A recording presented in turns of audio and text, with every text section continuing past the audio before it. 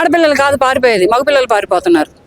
మగపిల్లలు పెళ్లి చేసుకోవాలి అంటేనే ఇప్పుడున్న జనరేషన్లో భయపడుతున్నారు. ఎందుకని అంటే ఆస్తులు కావాలంటున్నారు, లేకపోతే గవర్నమెంట్ జాబులు కావాలంట. ఈ జనరేషన్లో గవర్నమెంట్ జాబులు వచ్చేటట్టే ఉన్నాయా? అసలు వస్తాయా? ఆశ అనేది ఉందా? లేకపోతే సాఫ్ట్వేర్ కావాలంట, లేకపోతే లక్షల్లో శాలరీలు కావాలంట, విల్లాలు కావాలంట, అపార్ట్మెంట్లో ఫ్లాట్లు కావాలంట. ఇలా ఉన్నారు అమ్మాయిల పేరెంట్స్ వరకు. ఇక పోతే అమ్మాయిలు ఏంటంటే అమ్మాయిలకి ఇవన్నీ అనవసరం. అమ్మ నాన్న ఎవరిని కట్టపెడితే వాడిని కట్టుకుంటున్నారు. కట్టుకొని ఏం చేస్తున్నారంటే హనీమూన్ అంటానో, లేకపోతే వేరే ఊరు వెళ్దాం అంటానో తీసుకుపోయి అక్కడికి లేపేస్తున్నారు. ఎందుకంటే ఈ అమ్మాయి వెనకమారిలో ఉన్న బాయ్ ఫ్రెండ్ ఉంటాడు కదా, మరి వాడు ఊరుకోడు కదా. బాయ్ ఫ్రెండ్ పెట్టుకొని ఈ అమ్మాయి వేరే అతన్ని పెళ్లి చేసుకోవడం ఎందుకు? ఇలా ప్రాణాలు తీయడం ఎందుకు? ఇప్పుడు మన మేఘాలయలో జరిగినటువంటి మర్డర్నే తీసుకోండి. ఇద్దరికి ఆస్తులు ఉన్నాయి, పక్కన అమ్మాయికి ఉన్నాయి, ఇటు పక్కన అబ్బాయికి ఉన్నాడు. మధ్యలో ఇద్దరికి వచ్చిన అడ్డం ఏంటి? Boy friend.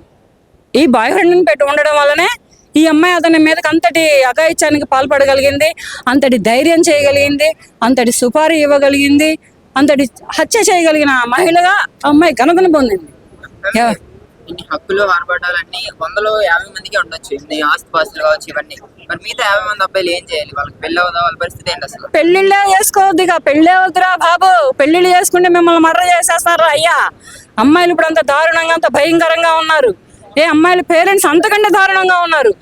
ఇప్పుడు ఈ హనీమూన్ లో వెళ్ళిన జంటలో అమ్మాయికి, ఆ అమ్మాయి పేరెంట్స్ కి అమ్మాయి చెప్పిందంట నాకు ఈ పెళ్ళి వద్దని. విన్నారా? కాదు, ఆస్తి ఉంది, అంతస్తు ఉందని కట్టబెట్టారు. కానీ ఇక్కడ బలి అయిపోయింది ఎవరు? వరుడు బలి అయిపోయాడు. పెళ్లి చేసుకున్న అమ్మాయి బాగానే ఉంది, చేసిన వాళ్ళు బాగానే ఉన్నారు, మధ్యలో లవర్ కూడా బాగానే ఉన్నాడు. కానీ ఇక్కడ బలి అయిపోయింది ఎవరు? వరుడు. ఆ అబ్బాయి తల్లిదండ్రులకి ఆ అబ్బాయి లేకుండా పోయాడు. ఇది ఇట్లా జరుగుతుంది ఇప్పుడున్న సమాజంలో. ఏదైనా మీరు పెళ్లి చేసుకోవాలి అంటే అమ్మాయి ఫేస్బుక్, ఇన్స్టా, ట్విట్టర్, యూట్యూబ్, ఇంకేమైనా కొత్త ఛానల్స్ ఏమైనా ఫోన్లో యాడ్ చేసుకుంటే ఆ యాడ్లో ఎవరితోటి కాంటాక్ట్లో ఉంది, ఎవరితోటి ఇల్లీగల్ కాంటాక్ట్లో ఉంది, ఎవరితోటి ఎంతవరకు చాటింగ్ చేస్తుంది అని ఒక ఎంక్వైరీ చేసి పెళ్లి చేసుకోండి. ఆ అమ్మాయికి ఎవరు లేరు అని తెలిసి అప్పుడు పెళ్ళిళ్ళు చేసుకోండి. అంతేగాని పల్లెటూరుల నుంచి వచ్చిన వాళ్ళు కూడా మర్డర్లు చేసే స్థాయికి వెళ్ళిపోతున్నారు. చదివే అక్కర్లేదు చంపాలి అంటే. క్రిమినల్ బ్రెయిన్ ఉంటే చాలు, బ్రెయిన్లో క్రిమినల్ ఉంటే చాలు. ప్రేమించి గొంతుకోవడం అనే కాన్సెప్ట్ దీనికి పర్ఫెక్ట్ యాప్ట్ అవుతుంది అంటారా?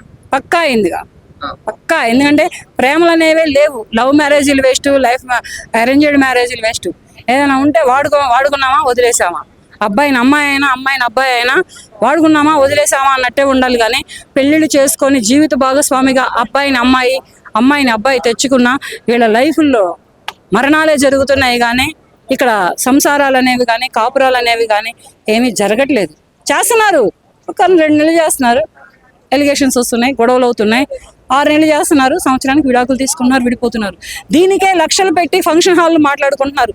అటేడు తరాలు చూస్తున్నారు, లక్షల్లో శాలరీలు చూస్తున్నారు, లగ్జరీ లైఫ్లు చూస్తున్నారు. అమ్మాయి పెళ్లి చేసుకోవాలంటే మళ్ళీ అబ్బాయికి అమ్మా నాన్న ఉండొద్దు, పిల్లలు ఒక్కళ్ళే కావాలంట. మళ్ళీ పిల్లల్ని మళ్ళీ ఎక్కువ మందిని కనరు. అది ఆపరేషన్ డెలివరీయే కావాలంట, నార్మల్ డెలివరీ కారు. ఆ ఒక్క కొడుకో కూతురో రేపటి రోజున ఒక వయసు వచ్చిన తర్వాత చచ్చిపోతే అప్పుడు అర్థమైంది వీళ్ళకి, ఈ ఒక్క బిడ్డని నేను ఎందుకు కన్నాను రా, నలుగురిని కనలేకపోయానే, నలుగురిని కన్నట్టయితే నాకు సపోర్ట్గా ఉండేవాళ్ళే అని ఒక వేదన అనేది అప్పుడు వచ్చింది. ఒక్క బిడ్డే కావాలంట, అత్తమావలొద్దంట. ఇప్పుడు అబ్బాయికి అమ్మా నాన్నలు లేకుండా ఈ అబ్బాయి ఎక్కడి నుంచి ఊడిపడ్డాడు? ఈ ఎవరైనా ఎగరేసుకుపోవడానికి. మళ్ళీ సాఫ్ట్వేర్లకి పట్టు ఉండొద్దు, స్లిమ్గానే డ్రిమ్గా ఉండాలి అబ్బాయిలు. సాఫ్ట్వేర్ ఉద్యోగస్తులు కావాలి, 1-2 లక్షల శాలరీలు కావాలి, ఇంట్లో అన్నీ కావాలి, కారు కావాలి, కారులో బైక్, బోర్ కొడితే బైక్ కావాలి. ప్రేమే లేదంటే మళ్ళీ నిజమైన ప్రేమ ఎక్కడ ఉందిరా అబ్బాయి? ప్రేమే లేదు అసలు. ప్రేమ అనేది ఒక ఫేక్, పెళ్ళి అనేది అంతకంటే ఫేక్. ఇక్కడ డబ్బులు దారబోస్తున్నారు కానీ ఈ ప్రేమల్లో కానీ ఈ పెళ్ళిళ్ళల్లో కానీ నిజమైన ఏది లేవు, స్వచ్ఛతగా ఏది లేదు. మారాలి అంటే ఫస్ట్ పేరెంట్స్ మారాలి. అమ్మాయిల పేరెంట్సే కానీ అబ్బాయిల పేరెంట్సే కానీ ఎవరైనా కానీ ఫస్ట్ పేరెంట్స్ మారాలి. అలాగని అమ్మాయిలు అంటున్నారని బాధ వద్దమ్మా.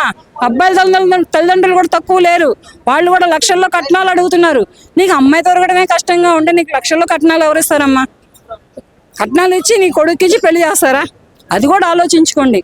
అమ్మాయిని చక్కటి అమ్మాయిని చూసుకొని, ఎటువంటి లవ్ అఫైర్స్, ఎటువంటి బాయ్ ఫ్రెండ్ లేని అమ్మాయిని చూసుకొని పెళ్లి చేసుకోండి. అంతేగాని లక్షల్లో కట్నాలంటూ, లగ్జరీ లైఫ్లు అంటూ మీరు కూడా తులాలు బంగారాలంటూ వెళ్ళొద్దు. ఇవాళ రేపు తులాలు బంగారాలు ఇచ్చే స్టైల్ ఎవరు లేరు. తులం ₹1,00,000 దాటిపోయింది. ఎన్ని తులాలు పోస్తే నీ కొడుకు సాటిస్ఫైడ్ అవుతాడు, నువ్వు సాటిస్ఫైడ్ అవుతావు. అమ్మాయి బంగారం లాంటి అమ్మాయిని ఇంటికి కోడలుగా తెచ్చుకొని చక్కగా చిదిమితే దీపం పెట్టుకునేలా ఉండాలి. కానీ కట్నాలంటూ, కానుకలంటూ, తులాల్లో బంగారాలంటూ వెళ్ళి మీ పిల్లల జీవితాలు మీరే ఆగం చేసుకోవద్దు.